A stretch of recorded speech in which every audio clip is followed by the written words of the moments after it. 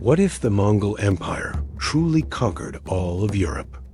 Imagine a world where the Mongol Empire did not stop at Asia-Europe, but expanded and took over all of Europe. The Mongol warriors, under the leadership of Genghis Khan and his descendants, not only crossed the boundaries of Asia-Europe, but built a massive empire, conquering every nation in Europe. So, what would this world look like? How would the Western civilizations have to change when faced with the relentless Mongol invasion? In the 13th century, the Mongol Empire, under the leadership of Genghis Khan, reached the peak of its power, conquering millions of square miles from Asia to the Middle East and nearly all of Asia. The Mongol Empire became one of the largest empires in history. However, despite its resounding victories, this empire never truly conquered Europe.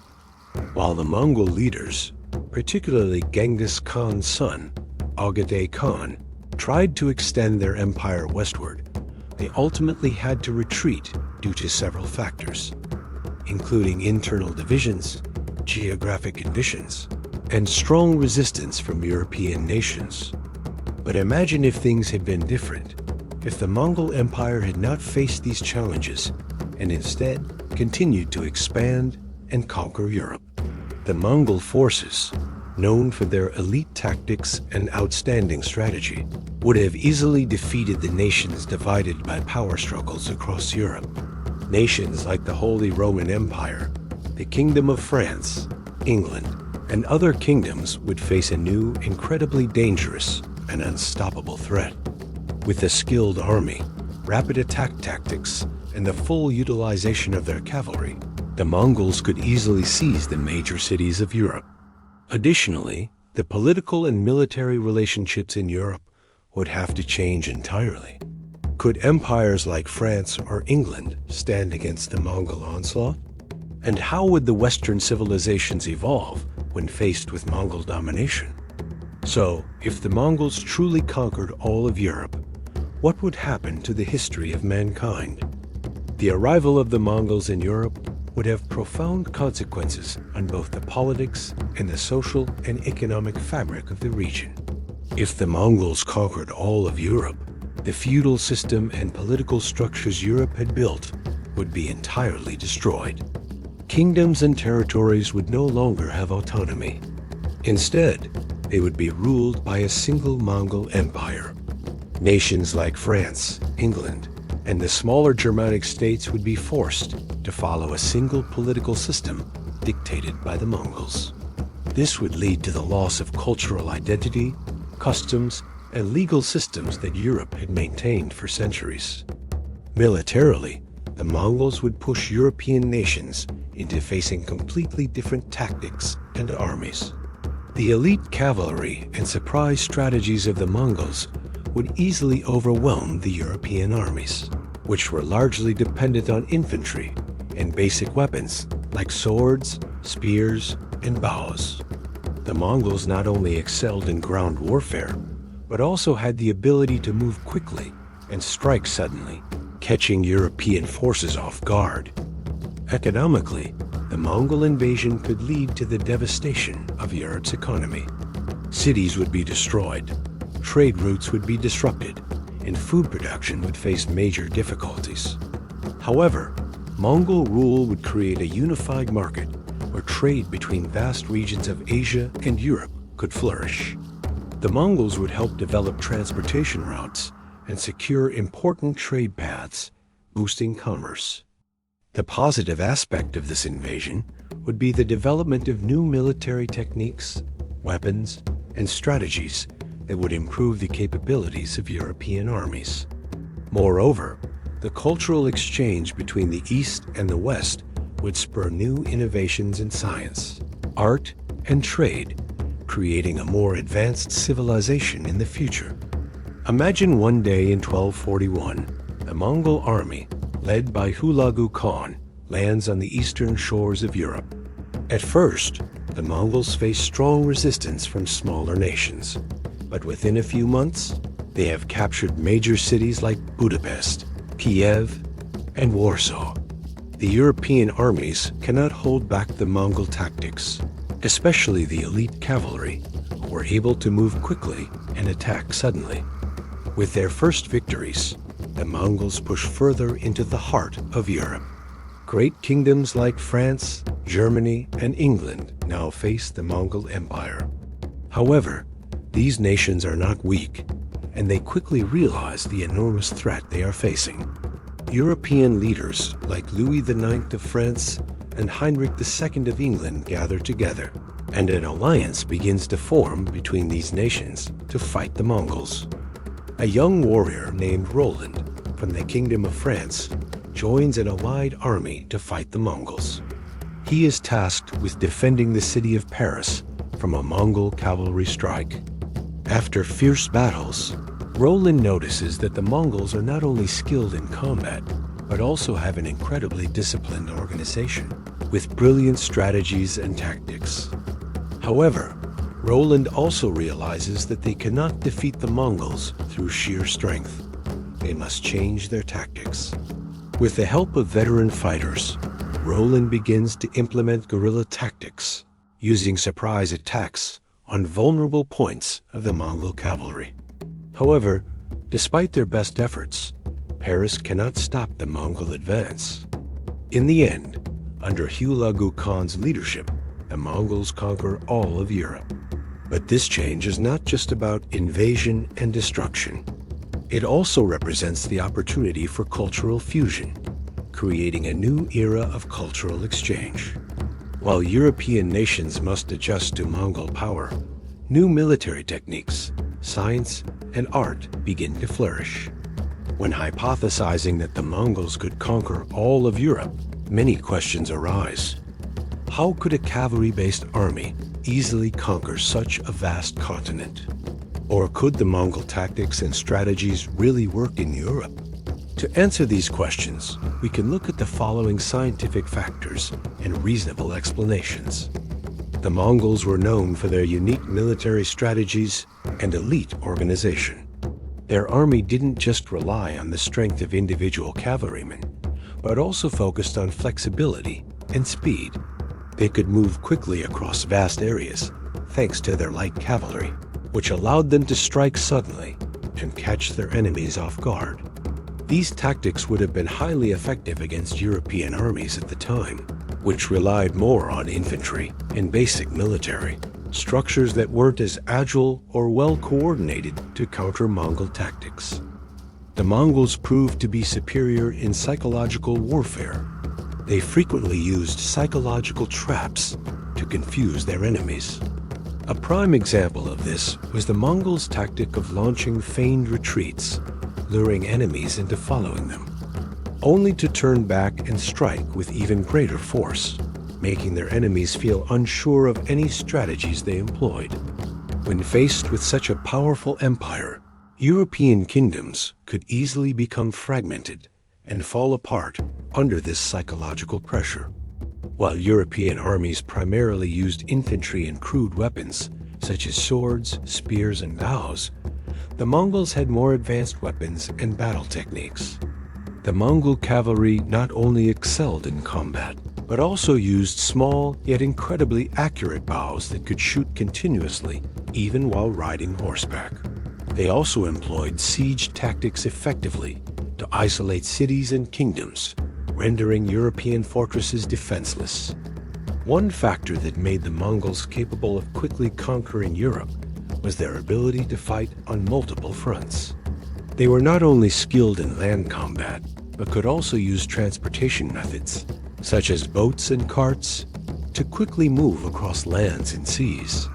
The Mongols' ability to expand warfare from Asia to Europe wouldn't have been difficult, as they already had flexible strategies and were well prepared.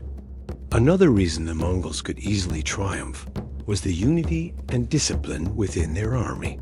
The Mongol military was organized into small units, with each unit responsible for self-sufficiency and mutual support. This system allowed the Mongols to maintain flexibility and effectiveness in battle. In contrast, European armies, which relied heavily on infantry and heavy weapons, would struggle to match the Mongols' fast-moving and bold tactics. All of these factors explain why the Mongols could easily conquer and dominate European nations in a relatively short amount of time, if they truly expanded into this continent. When the Mongol Empire conquers Europe, it's not just about political and military changes, but also about exploring some interesting subplots or expanded scenarios. These situations will not only enrich the story, but also help us understand the far-reaching impacts that the Mongol invasion would have on Western civilization. The rise of Mongol warriors as new heroic symbols. In a world occupied by the Mongols, the Mongol warriors would become new heroic icons in society. They would be honored for their exceptional fighting skills and bravery. Figures like Subutai and Jabe, legendary generals of the Mongol army, could become role models for future generations, even in Western societies. The admiration and reverence for these heroes could lead to a change in how Western society views conquerors and invaders. Prolonged resistance. Even though the Mongols would likely conquer European kingdoms, resistance would not be easy. The occupied nations would organize guerrilla warfare. The people of Europe, especially those in rural and mountainous areas, would fight to protect their land. These resistance movements could drag on for decades, and while the Mongols would eventually win, the persistence of the European people could slow down the process and create prolonged, costly struggles. Transformation of the religious system. Europe at this time was predominantly Christian, and the Mongol invasion could create great upheaval in the religious system. While the Mongols were not a strictly religious empire, they could implement their own belief systems in the areas they conquered. This could lead to the development of a new religion, or a blending of Eastern and Western beliefs. Religious debates and faith changes could lead to profound social upheaval, even new religious wars in the centuries to come. A new era of trade and exploration. The Mongols were not only a war empire, but also a powerful trade empire. If they took over Europe, they wouldn't just control trade routes, but would develop new trading networks between East and West. This could spur international trade, making products from China, India, and Central Asia more common in Europe. Additionally, the Mongols could encourage exploration, opening up new trade routes and stimulating exploration ventures. Impact on science and technology. With Mongol rule, science and technology in Europe would evolve in entirely new directions. The Mongols had relations with advanced cultures like China, where science and technology had already made significant progress. Europe could adopt many of these advancements, especially in weapons, engineering, and medicine. The Mongols could also improve transportation and communication systems, thanks to their vast networks.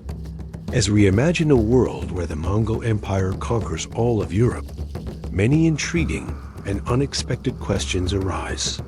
Would this invasion bring only destruction and misery? Or would it create a new era full of potential and renewal? But here's a truly captivating question. Could the people of Europe retain their cultural identity under Mongol rule? Or would it all be erased under the dominance of a new empire? Imagine if the Mongols not only conquered but decided to establish a cultural alliance between the East and the West. How would European civilization evolve? Would we witness a perfect fusion of science, art, and trade from China, India, and European nations? Could this be the new Renaissance, but not originating in Europe, but instead from the blending of Eastern and Western civilizations? A surprising twist might occur. What if Genghis Khan wasn't just a conqueror, but a visionary strategist? Someone who wanted to build a long-lasting, multicultural empire instead of just conquering land and causing destruction. Could he have adjusted his methods of rule to create a sustainable, multi-ethnic political system rather than relying solely on military conquest and fear? This would change how we view Mongol rule, turning it from a violent empire to a civilization that deeply influenced Western nations. However, there could also be strong reactions from the Mongols themselves as they face an unsettling truth. Could a mighty empire like the Mongols manage the diversity and cultural conflicts present in a Europe with a long-established political and cultural foundation? Europe already had a fragmented political system with constant conflicts between nations. Could the Mongols maintain harmony in such a complex environment?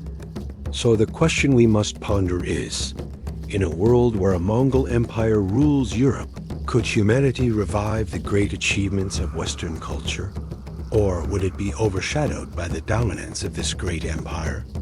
From everything we've explored, if the Mongols truly conquered all of Europe, it would not just change the political map, but would deeply impact every other aspect of society. If the Mongol Empire truly expanded and ruled Europe, these changes wouldn't be limited to military matters, but would affect culture, religion, and the economy. While this invasion could bring destruction and significant loss of resources and people, it could also open a new era where cultural exchange between the East and West creates profound innovations, blending the great values and achievements of both civilizations. The key lesson from this hypothetical scenario is, power can change an entire civilization, but how it is used and managed will determine the future of the world. While the Mongols may have had superior military strength, the survival and development of this empire would depend on their ability to manage cultural diversity and the underlying conflicts within the newly conquered lands. From this, we must also reflect on a profound question. When a great empire takes over a new land, can cultural integration and exchange overcome differences and conflicts?